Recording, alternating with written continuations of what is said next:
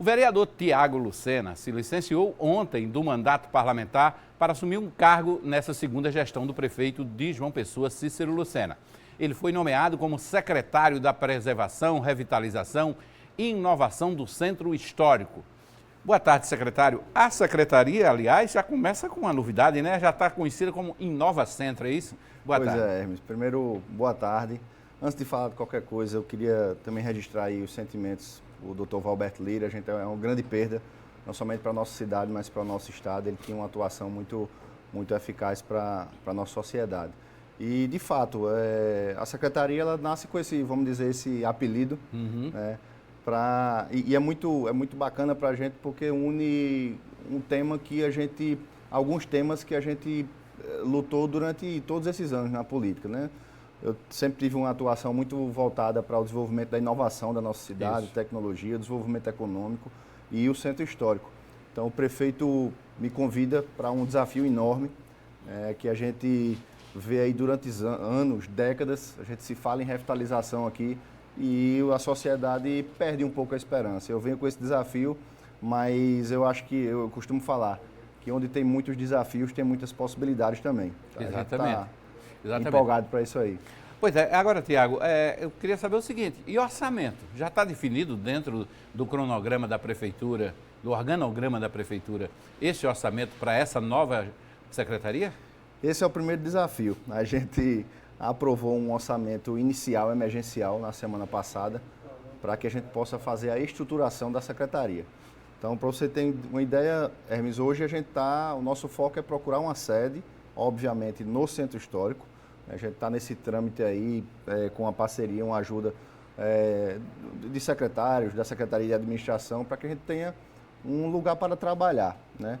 E aí, ao longo disso, a gente já está também tratando com o secretário Roger, com a Secretaria de Planejamento, para que a gente tenha o nosso QDD, o nosso orçamento com as ações que serão planejadas, né, já respeitando as propostas de campanha do prefeito Cícero, o vice-prefeito Léo, e também algumas ideias que foram colocadas nesse projeto. Então, o orçamento geral da secretaria, ela ainda vai ser construída, enviada para a Câmara, para que meus colegas vereadores possam aprovar e a gente tenha aí um orçamento satisfatório para que a gente possa trabalhar. Isso foi um compromisso, de fato, com a Prefeitura. Não adianta a gente ter uma secretaria com um orçamento muito congelado, porque a gente precisa fazer, a gente precisa entregar para a população algo para que ela acredite, para que você, Hermes, acredite que agora a gente vai conseguir fazer algo para o centro. E eu digo fazer algo, não é transformar de um dia para a noite. Revitalização, requalificação, ela demanda um tempo, mas a gente quer separar em projetos de curto prazo, de médio prazo e longo prazo. Eu quero mexer no sentimento do cidadão para que ele passe por lá e veja que agora vai. Esse processo de reocupação, vamos dizer assim, do centro histórico, ele passa por várias etapas, vários segmentos, secretarias, parcerias do poder público e poder privado, né? E, claro, tem algumas ideias em andamento, algumas ações, já a questão do uso do ICMS para o comércio voltar a ficar forte, a ocupação de prédios históricos por lá, pelo centro, para moradia. Isso ajuda, mas eu acho que esse primeiro seu trabalho aí vai ser acompanhar efetivamente a implementação dessas ações, né? Isso. Eu digo sempre que a gente nunca viveu na história de João Pessoa um programa de incentivo fiscal que a gente vive hoje desde o ano passado lá no Centro Histórico. Todos os impostos que você imaginar, a gente tem programas de incentivo. O IPTU e o ITBI, a isenção total por parte da Prefeitura. O ISS, para qualquer atividade, ele está em 2%, que é o mínimo possível no Brasil todo. O governo do estado deu também isenção total do ITCMD e tem o programa do ICMS Cultural, que permite que uma empresa contribuinte de ICMS possa investir em algum projeto e o governo do estado retorna 100% desse investimento para essa empresa que investiu. Então isso é um fato que já está existindo desde o ano passado. Uma prioridade absoluta da gente é moradia. Eu costumo falar, estou falando nas entrevistas e dando esse exemplo porque é algo bem lúdico. Você não passa na frente de um parque de diversão e vê uma roda gigante funcionando se não tiver pessoas nela.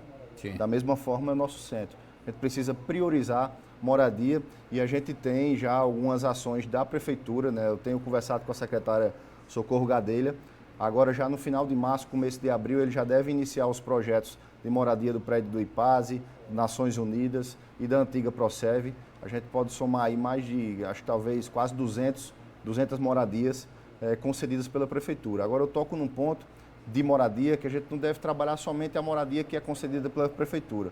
A gente precisa conversar com os órgãos de proteção ao patrimônio, conversar com a Assembleia Legislativa, para que a gente possa atualizar a nossa legislação.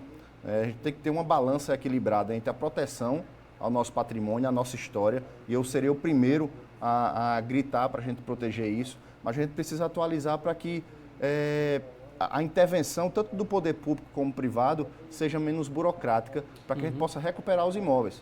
Verdade. A gente não quer uma legislação que proteja, mas que a gente vê aí vários imóveis em ruínas.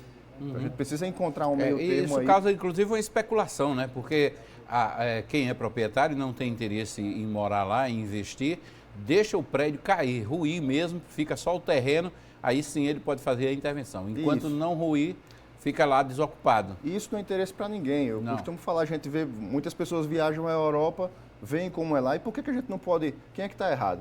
É a gente ou é a Europa, que permite misturar o moderno com o histórico? Sabe, o Museu do Louvre é um exemplo disso, com aquela pirâmide que não foi feita há 1000 anos. Não, sim, né? Então, assim, a sede da Câmara Municipal é um exemplo disso, um prédio moderno, protegendo ali os imóveis que estão no entorno, mantendo ali, a gente vai ter uma cafeteria com um imóvel histórico ali na sede da Câmara. Então, a gente pode misturar isso, óbvio, respeitando a nossa história. Com certeza, com certeza. Ok, vamos fazer aqui uma pausa rapidinho, a gente volta nessa entrevista com o secretário do Inova Centro, Tiago Lucena.